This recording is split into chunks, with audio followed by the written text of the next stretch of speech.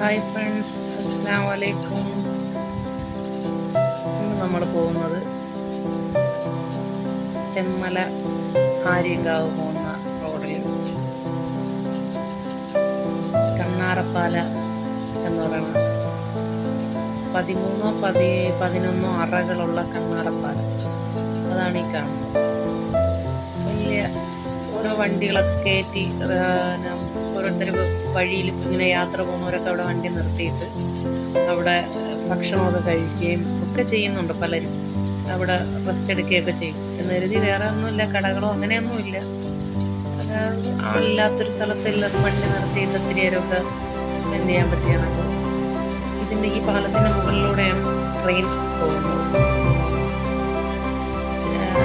ചെങ്കോട്ട പോകുന്ന ട്രെയിനുകളൊക്കെ ഇതുവഴിയാണ്.